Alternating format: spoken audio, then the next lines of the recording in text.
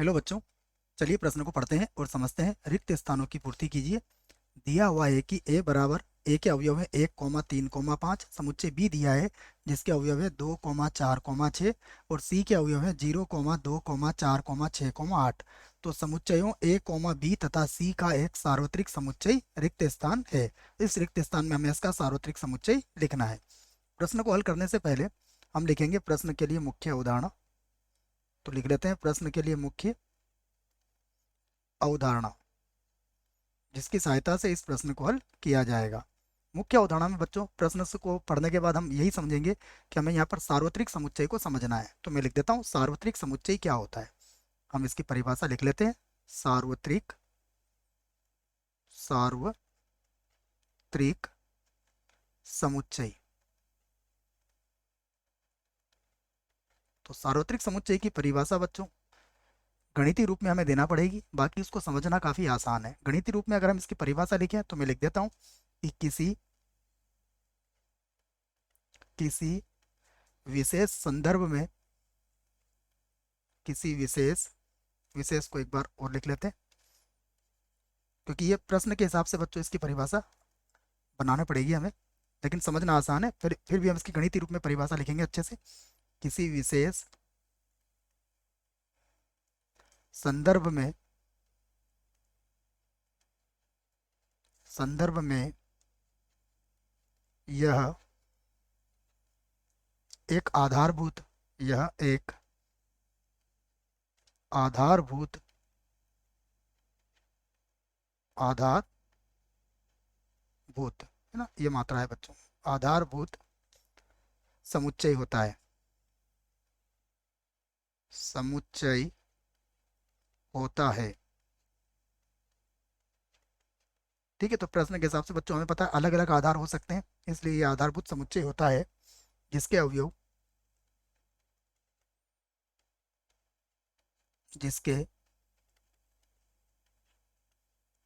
अवयव तथा उपसमुच्चय उप जिसके अवयव तथा उपसमुच्चय उस विशेष उस विशेष संदर्भ में उस विशेष संदर्भ में ठीक है बच्चों, उस विशेष संदर्भ में प्रासंगिक होते हैं। प्रासंगिक, ठीक है, पूरा लिख लेते हैं इसको, प्रासंगिक। तो यह परिभाषा है इसकी सार्वत्रिक समुच्चय की। प्रासंगिक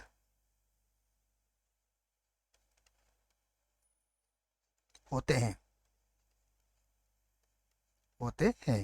क्या मतलब है इसका? देखिए, इसको अगर हम सीधी सीधी इसको समझे बच्चों, गणितीय परिभाषा के अलावा अगर हम इसको नॉर्मल जैसे समझते हैं ऐसे समझें तो बड़ा आसान है।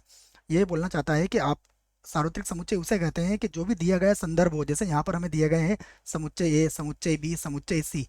तो इसके लिए सार्वत्रिक समुच्चय वो होगा जो जिसमें इस सभी के अवयव विद्यमान हो और उसके बाद उससे ज्यादा अवयव भी उसमें हो सकते हैं एक तरीके से। तो जो भी विशेष संदर्भ दिया जाता है उसके अंदर क्या होता है, वो प्रासंगिक होता है, अर्थात वो उसका आधारभूत समुच्चय होता है, यूं कह सकते हैं आप इसकी परिभाषा से। अब आइए यहाँ से प्रश्न को हल करते हैं, यदि हमने इस परिभाषा को समझ ली है तो।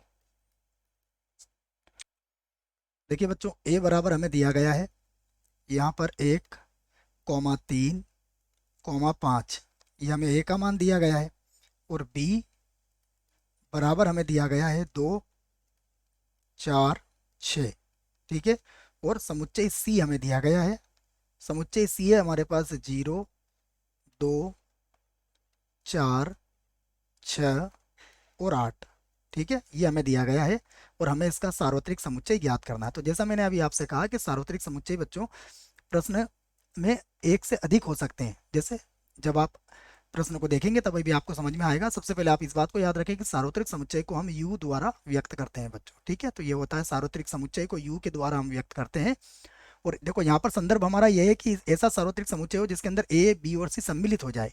तो देखो, ए, बी और सी के अवयवों को अगर मैं सम्मिलित करूंगा तो अवयव लिखूंगा मैं 0, उसके बाद 1, उसके बाद 2, 2 के बाद 3, 3 के बाद 4, 4 के बाद 5 लिख देता हूँ, 5 के बाद 6 भी लिख सकता हूँ, 6 के बाद बच्चों 7 तो कहीं दिख नहीं रहा है, लेकिन चाहो तो आप 7 लिख सकते हो, या फिर मैं 8 लिख देता हूँ। देखो अब अगर यहाँ पर देखो आप अवयवों को देखें तो 0 भी है हमारे पास, 2 की आवश्यकता है हमारे पास, ए एक के पास है। अगर 3 की बात करें तो 3 किसी के पास, ये रहा 3 ए के पास है। 4 भी है बच्चों, 5 किसी के पास है, ये रहा 5 भी है। 6 भी हमने ले लिया और 8 भी हमने ले लिया है। अब ये जो होगा ये इसका सार्वत्रिक समुच्चय होगा बच्चों, पर 8 की जगह आप मान लीजिए इसमें कोई अवयव एक और बढ़ा देते हैं, 9 लिख देते हैं, तब भी ये इसका सार्वत्रिक होगा। यदि आपने यहाँ पर 10 लिख दिया तो भी ये इसका सार्वत्रिक ही होगा। मतलब ये हुआ कि सार्वत्रिक समुच्चय को विशेष संदर्भ के हिसाब से या तो प्रश्न में दिया होता है, और यदि हमें बनाना है तो उसके एक से ज़्यादा आंसर भी हो सकते हैं, या एक से ज़्यादा उत्तर भी हो सकते हैं। जैसे अगर आप इसको 9 तक छोड़ देंगे तो वह भी ए बी सी के लिए सार्वत्रिक समुच्चय का ही काम करेगा। 10 के बाद 11 लिख देंगे तब भी वो उसके लिए सार्वत्रिक समुच्चय ही होगा।